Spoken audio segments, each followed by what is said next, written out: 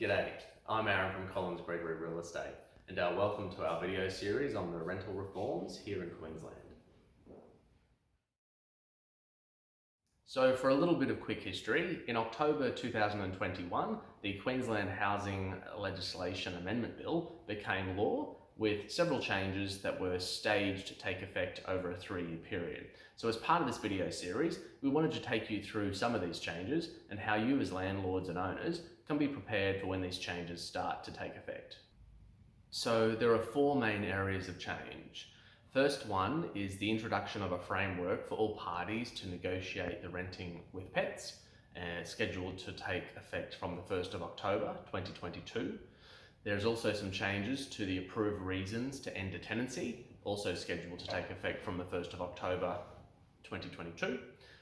Repair orders, now these relate to orders from a tribunal to carry out emergency repairs, also taking effect from the 1st of October 2022. And the final is the introduction of minimum housing standards. Now this is due to commence for new tenancy arrangements from the 1st of September 2023 and for all tenancies from the 1st of September in 2024. In this video, we wanted to discuss the new framework for renting with pets. The new approach for pet ownership and renting will commence from the 1st of October 2022. These changes have been introduced by the government to support both owners and tenants to reach agreement with respect to pets.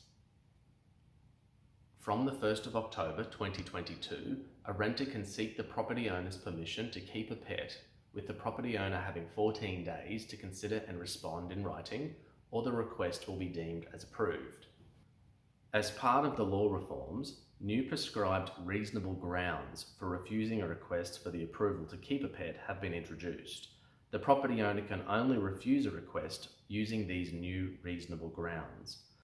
For example, grounds for refusing a pet may include that keeping the pet would breach bylaws or the bylaws of a townhouse complex, or that the property is unsuitable to keep the requested pet because of a lack of appropriate fencing, open space, or another thing necessary to humanely accommodate the pet. We do believe that over time, further clarity around these grounds will develop. An owner's approval to keep a pet can be given subject to reasonable conditions. So some examples of reasonable conditions may include that the pet should stay outside or be limited to a particular part of the home, that tenants are required to arrange for the home to be professionally pest treated at the end of their vacate, or that tenants have the carpets professionally cleaned at the end of their tenancy, where a pet has been allowed inside the home. The law has noted that an increase in rent or bond are not deemed reasonable conditions. For owners, the law has also clarified that fair wear and tear does not include pet damage, and that tenants will become responsible for nuisance or any damage that may be caused by the pet. Ultimately, any breach of the conditions for approval of a pet will also breach the tenancy agreement. So, what does this all mean for you as an owner?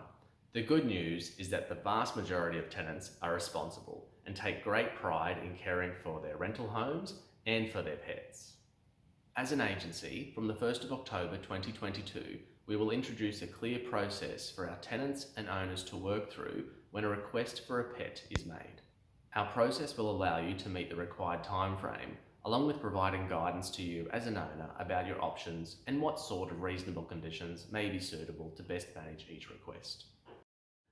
If you have any questions in relation to these rental reforms or how they may impact your investments, please get in touch. We'd be happy to help.